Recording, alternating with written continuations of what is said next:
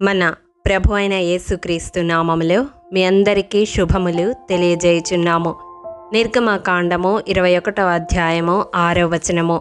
మరియు వాని యజమానుడు తలుపునొద్దకైనను ద్వారబంధమునొద్దకైనను వాని తోడుకొనిపోయి వాని చెవిని కదురుతో గుచ్చవలెను.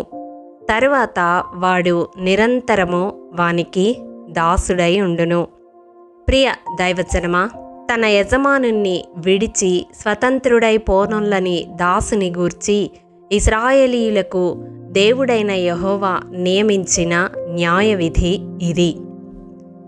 దీనిని మన జీవితాలకు అన్వయించుకుందాము. ఎవరైతే తన జీవితకాల పర్యంతము తన యజమానునికి దాసునిగా ఉండగోరుతాడో, తన యజమానుణ్ణి సేవింపగోరుతాడో, ఆ వ్యక్తిని ద్వారబంధము వద్దకు లేదా తలుపు వద్దకు తోడుకొనిపోయి వాని చెవిని కదురుతో గుచ్చవలెను.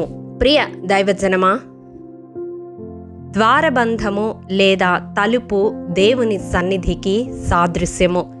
ఎప్పుడైతే క్రీస్తునందు స్వతంత్రులుగా పాప దాస్యము నుండి చేయబడిన మనము మన జీవితకాల పర్యంతము దేవుని దాసులుగా జీవించాలంటే, దేవుణ్ణి సేవించేవారముగా ఉండాలి అంటే, అటువంటి తీర్మానము తీసుకున్న మనము మొదటగా దేవుని సన్నిధిలో గడపడానికి ఇష్టపడాలి.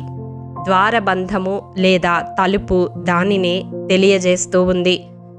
చూడండి, 84వ కీర్తన 10వ వచనం ప్రకారం, భక్తిహీనుల గుడారములలో నివసించుట కంటే నా దేవుని మందిర ద్వారమునొద్ద నుండుట నాకిష్టము అని కీర్తనాకారుడు తెలియజేస్తా ఉన్నాడు.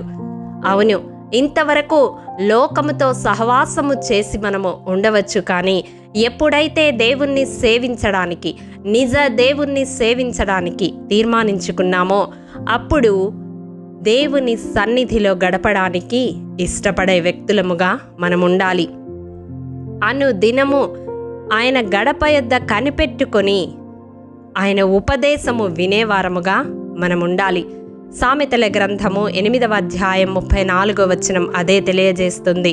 అనుదినము నా గడప యొద్ద కనిపెట్టుకొని నా ద్వారబంధముల యొద్ద కాచుకొని నా ఉపదేశము వినువారు ధన్యులు అని.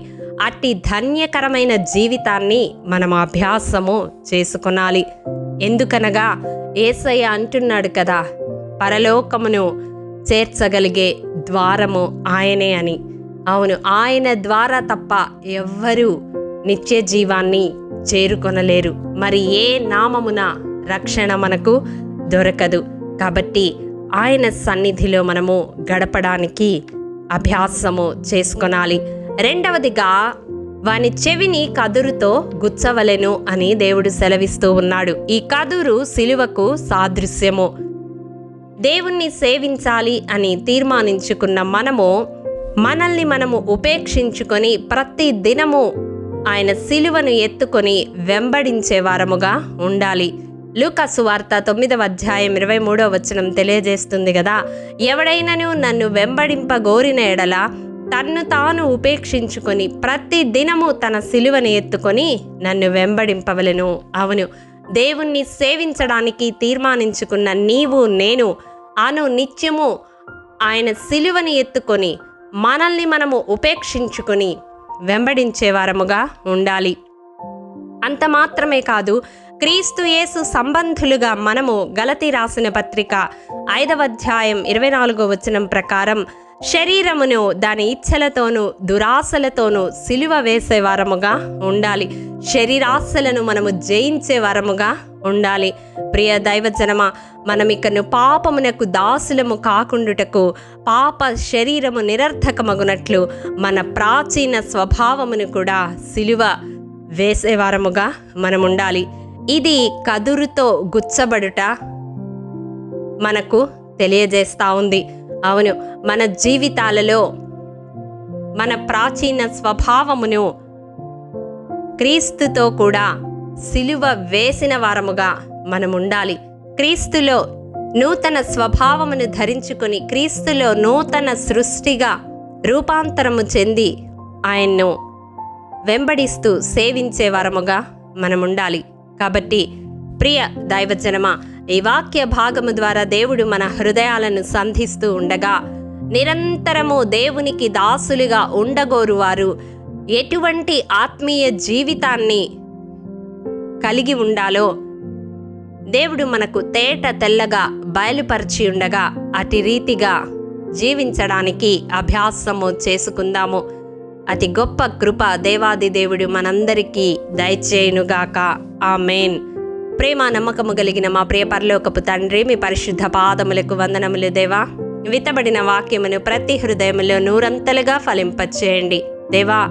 కదురుతో గుచ్చబడిన దాసుడు ఏ రీతిగా తన యజమానికి తన జీవిత కాలమెల్లా సేవించే దాసునిగా తీర్మానము తీసుకున్నాడో, అట్టి రీతిగా రక్షణ పొందిన ప్రతి విశ్వాసి నీ సన్నిధిలో నిత్యము గడుపుతూ నీ ఉపదేశము వింటూ ప్రాచీన స్వభావమును శరీరేచ్ఛలను సిలువ వేస్తూ దేవా, నీ సిలువను ఎత్తుకొని తన్ను తాను ఉపేక్షించుకొని నిన్ను సేవించే భాగ్యము, వెంబడించే భాగ్యము దయచేయమని ఈ వాక్యము వింటున్న ప్రతి ఒక్కరికి నాకును అతి గొప్ప భాగ్యము దయచేయగలరని మా ప్రాణాత్మ దేహములను నీ పాదముల చెంత సమర్పిస్తూ యేసు అతి పరిశుద్ధ నామం పేరట అడిగి పొందుకొని ఉన్నాము తండ్రి.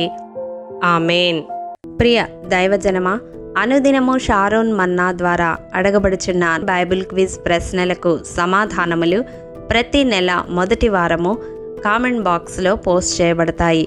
కాబట్టి గమనించి మీకు తెలియని ప్రశ్నలకు సమాధానములు తెలుసుకొనగలరని ప్రభు పేరట మనవి చేయుచూ ఉన్నాము. ప్రియ దైవజనమా, ఈ దినం బైబిల్ క్విజ్ ప్రశ్న: ఉపదేశము అంగీకరించు కుమారుడు ఎటువంటి వాడు?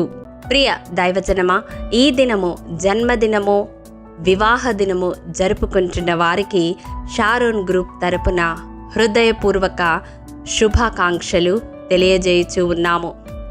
దేవుడు శ్రేయస్కరమైన ఆశీర్వాదములతో ఈ సంవత్సరాది నుండి సంవత్సరాంతము వరకు మిమ్ములను నింపాలని ప్రార్థిస్తూ ఉన్నాము. ఆమేన్.